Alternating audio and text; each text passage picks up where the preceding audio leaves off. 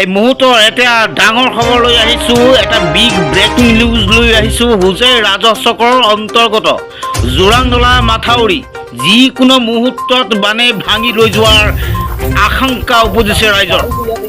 এই মুহূৰ্তত এটা ডাঙৰ খবৰ লৈ আহিছোঁ, হোজাই ৰাজহ চক্ৰৰ অন্তৰ্গত জোৰাংনলা মাথাউৰি যিকোনো মুহূৰ্তত বানে ভাঙি লৈ যোৱাৰ আশংকা উপজিছে। মাথাউৰি খৰং হৈ আছে, এইটো খৰংটো মাৰি আছো মই, নহ'লে মাথাউৰি ভাঙিলে এই চাইডে গোটেইকেইটা ঘৰ ভাঙিব। এতিয়া মানে কি পানী এতিয়াও বাঢ়ি আছে নেকি? বাঢ়ি আছে, পানী এতিয়াও বাঢ়ি আছে। এতিয়া মানে আপোনালোকে ইয়াত মানে এই মাথাউৰি ছিংগা পৰিলক্ষিত হৈছে ইতিমধ্যে, তো আপোনালোকে কি কৰি আছে ইয়াতে? এই চিংগাটো মাৰি আছো আমালোকে। এতিয়া মানে কোৰ কোদালেৰে এনেকুৱা আপোনালোকে মাটি নি মাৰি আছে? হয় হয়, কোৰ কোদালেৰে মাৰি আছো। কিয়নো কপিলী নৈৰ জলস্তৰ ক্ৰমাৎ বৃদ্ধি পোৱাৰ লগে লগে ভয়ংকৰ শংকা সাধাৰণ গঞা ৰাইজৰ। এই মুহূৰ্তৰ যি আচলতে ডাঙৰ খবৰ লৈ আহিছোঁ, কাৰণ কপিলী নৈৰ যি জলস্তৰ আচলতে ক্ৰমাৎ বৃদ্ধি পাইছে আৰু সেই বৃদ্ধি পোৱাৰ লগে লগে ভয়ংকৰ আশংকাৰ সাধাৰণ ৰাইজে ভুক্তভোগী হ'বলগীয়া হৈছে।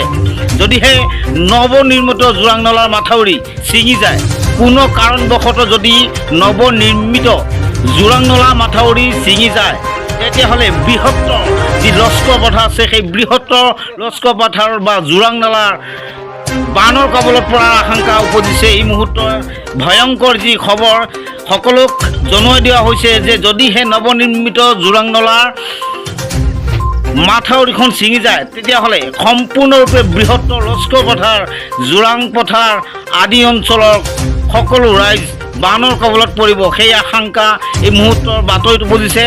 ভয়ংকৰ আশাত উপায়ন্ত হৈছে সাধাৰণ ৰাইজ, আৰু এই আশংকাত উপায়ন্ত হৈ পৰিছে সাধাৰণ ৰাইজ। কোৰ পাচি ইত্যাদি ৰাইজে হাতে হাতে লৈ বানটোৰ মেৰামতি কৰিবলৈ আৰম্ভ কৰিছে। বানৰ কবলৰ পৰা ৰুধিবলৈ গাঁৱৰ ৰাইজে যুঁজা চলাইছে। এই মুহূৰ্ত এই ভয়ংকৰ যি দৃশ্য, সেই দৃশ্যাংক বুলি আপোনালোকক দেখুৱাইছোঁ। মাথাউৰিৰ ওপৰত কেনেদৰে সেইসকল গঞা ৰাইজে কোৰ পাচি লৈ যি ডাঙৰ ডাঙৰ গাঁত খান্দিছে, সেই ডাঙৰ ডাঙৰ গাঁতবোৰ পুনৰ মেৰামতি কৰিবলৈ চেষ্টা চলাইছে, যুঁজা চলাই আছে গাঁৱৰ ৰাইজে।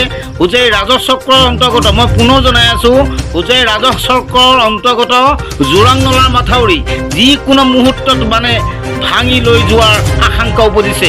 মই পুনৰবাৰ জনাইছোঁ যে হোজাই ৰাজহ চক্ৰৰ অন্তৰ্গত জোৰাংনলাৰ মাথাউৰি যিকোনো মুহূৰ্তত বানে ভাঙি লৈ যোৱাৰ আশংকা উপজিছে, আৰু কপিলী নৈৰ জলস্তৰ বৃদ্ধি পোৱাৰ লগে লগে ভয় আশংকা সাধাৰণ গঞা ৰাইজৰ। সেই দৃশ্যাংশবলৈ দেখুৱাইছোঁ, চাই লওক সেই ভয়ংকৰ যি আচলতে কপিলী নৈৰ দৃশ্যাংশ যি ৰূপ ধাৰণ কৰিছে, সেই দৃশ্যাংশ বুলি দেখি লৈছোঁ। বৰ্তমানে কপিলী নদীত যি বানপানীয়ে আমাক তাণ্ডৱ সৃষ্টি কৰিছে, এই বানপানী সঁচাকৈ এই মাথাউৰি নিৰ্মাণ হোৱাৰ পিছৰ পৰা আমি অলপ ৰেহাই পাইছিলোঁ, যদিও কপিলী নদীত যি জোৰাংনলা য'ত বন্ধ কৰা হৈছে তাৰ ওচৰতে একেবাৰে পুৰণা মাথাউৰি আছে। মাথাউৰিটো বৰ্তমানে মই ভাবোঁ 1-1.5 ঘণ্টাৰ ভিতৰত যদি প্ৰশাসনে দায়িত্ব নলয় আৰু কামটো ৰিপেয়াৰিং নকৰে, তেন্তে এই মাথাউৰিটোৰ ফাট দিব আৰু আমাৰ নামনিত যিসকল মানুহে বসবাস কৰি আছে, কাৰণ মাথাউৰি নিৰ্মাণৰ পিছৰ পৰা নামনিৰ যিসকল ব্যক্তি আছে সেইসকল মানুহ অসচেতন হৈ আছে। গতিকে হঠাৎকৈ যেতিয়া বানপানী সোমাব, তেতিয়া মানুহখিনিৰ কি অৱস্থা যে হ'ব আমি ক'ব নোৱাৰোঁ। গতিকে মই অতি শীঘ্ৰে কমচে কম 1-1.5 ঘণ্টাৰ ভিতৰত যদি মানুহৰ প্ৰতি দৰদ আছে, তেন্তে প্ৰশাসনে এই ব্যৱস্থাটো অতি সোনকালে লোৱাৰ বাবে আমি অনুৰোধ জনাইছোঁ।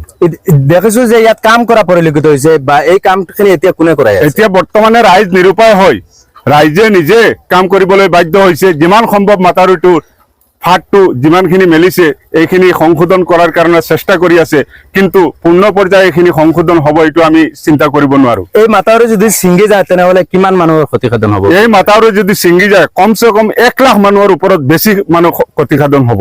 প্ৰশাসনৰ কোনোবা ব্যক্তিয়ে আপোনালোকৰ খবৰ লৈছে নে, বা আপোনালোকে প্ৰশাসনক কোনো খবৰ দিছা নেকি? প্ৰশাসনৰ ব্যক্তি এতিয়ালৈকে আহি পোৱা নাই, আৰু প্ৰশাসনৰ লগত যে আমি যোগাযোগ কৰিম, আমাৰ বৰ্তমানে বিদ্যুৎ নাইকিয়া হোৱাত আমাৰ প্ৰশাসনৰ লগত যোগাযোগ কৰিব পৰা অৱস্থা নাই, কাৰণ মোবাইলত চাৰ্জ নাই।